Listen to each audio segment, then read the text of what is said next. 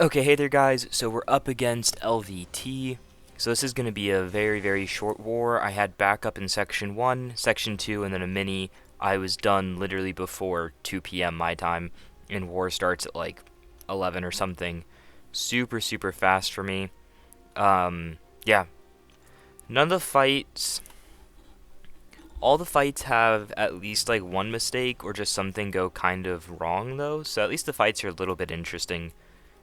So we're up against LVT, as I said, which the BG I'm kind of going up against is a little bit funny because it was an alliance I used to be a part of, broke down, and then they kind of just like moved over to LVT. There's a few of them in this BG, and I'm actually going to be taking on one of their champions, the guy that used to be my leader there, in a different alliance, not LVT.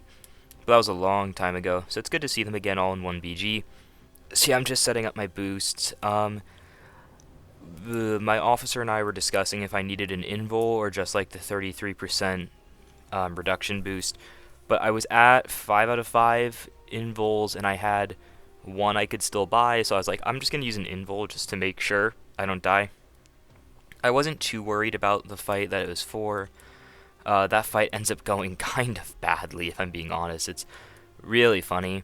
As he said, that's a miracle. A couple seasons ago, I was really bad at managing my gray boosts. In wars that we were like up by 10 deaths, I would just like pop 3, pop 4. It was really bad. So yeah, just going in, Nick Fury for this, Nimrod for the next fight, and then Doom for a Mordo mini-boss.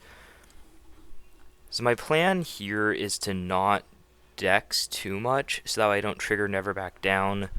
It doesn't go entirely to plan there because I'm going to end up triggering one Never Back Down, I believe,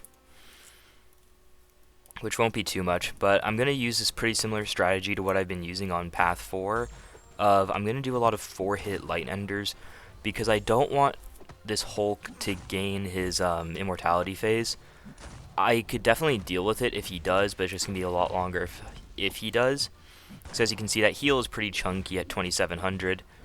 I think I was blocking there, or was trying to block, and it just like lets go of my block, I think. I'm trying to remember what happened there, but I just get clipped. He doesn't really do like a double medium into me or something, and I take a ton of damage. So it's really fine, and then I'm starting to make the adjustment. I'm just blocking it out. I see he's at 10% left, and he's only at the 9 charges, and he needs 15. So just going in for one more light combo, and the combo itself finishes him off. Don't even need the second bleed. 40-second fight, really fast.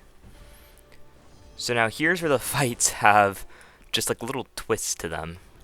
If this war, I don't want to make it sound like I'm not like worried about going up against LVT. All alliances and masters are good. But this isn't like a fight I was super stressed about. In a war I wasn't like the most stressed about, but really just Nimrod versus Weapon X on a path fight is pretty safe, even with this one being buffet. But the buffet is definitely going to come into play, but I don't turn on suicides or anything like that. I definitely could have, but as you can see, my units are getting a little bit low. I should probably open up some battle chips. I have like 300k stored up. So I want to right off the bat get into my blitz to remove his 3 regens, because there's going to be that regen and then the 2 there. So as you can see, just removing them. Then I'm going to switch into heavies, just trying to limit how many rage charges he gets, because I'm trying to keep his regens down because I don't want him to just get too many regens. So right here's where the fight's going to go a little bit off. I didn't want him to quite throw that SP1, so now he triggers rage. I was trying to decide if I should let him like finish it off or what I should do.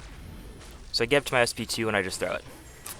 Yeah, 5k a tick, medium boost, no suicides. It just about finishes him off. And he was still unblockable, so I just made a really simple error and I tried to parry him. I get the energy vulnerability up. I knew I could eat an SP3 because I think I only took 2 hits and plus cowardice. Cowardice is so ridiculous against mutants, but look how much he's regenning from that buffet.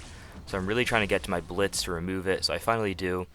He throws another one, and now the willpower is starting to stack up a little bit. He's about to go to another rage. Like, okay, he's double unblockable, but I see his unstoppable is about to end, so I throw my SP1, because as I've said in the past, unblockable specials take precedence over unstoppable pretty much. The unstoppable runs out by the time the unblockable's over, so it pushes him over, and then I'm just able to finish out the fight. I didn't really lose any actual health. It was just kind of like a the finish wasn't clean. I ended up throwing 2 SP1s where I should have just saved those for a second SP2, and the finish would have been really simple. So, a little bit of an error there. This fight is going to get tricky because of return policy and the falter mechanic here. So this is the fight that I wanted the invul on, and we were talking about if I should also pop, or if I was going to use invul or the special 3 reduction. So the fight's going to start really simple. I'm like, okay, I just need to watch out for the, whatever it's called. Why can't I think of it right now? But the return policy. So I double nullify so he's instantly up. And I kind of didn't realize at first that I had staggered the power gain. I knew I had staggered it, but I forgot about it in the back of my mind that I had it. I was really focusing on his side of the screen. This is 2 wars in a row. This has now happened. So here I'm trying to bait out a heavy, and he didn't do it at first. So I panicked because I see the approaching falter timer. So I just throw it, but Mordo, if he's holding block for like 2 seconds prior, he's unblockable immune. Throws the SP2, but it was a little bit late. The falter was still going, so now I have to wait out another. And I'm just hoping he's going to do it. He dexes me. So I throw the SP1. I'm like, okay, maybe I can nullify something and get another SP1. I don't know. And now his buffs are falling off again.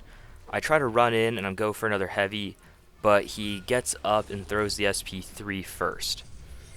So this is now, I believe, the second SP3 of the fight. Yeah, so I take the misses. So many nullify, but I'm able to get up onto him, and I nullify 1 buff, and because I'm Sig 200 Doom, I get the shock, so I'm able to chain the 2 heavies with the stun, get my SP3 off, and now the fight's pretty much over. But where the mistake really came was just in that early portion, that 1 power gain that ticked over into SP2. I should have held that, or I should have tried to just like immediately throw the SP1, I guess, but that was not my goal.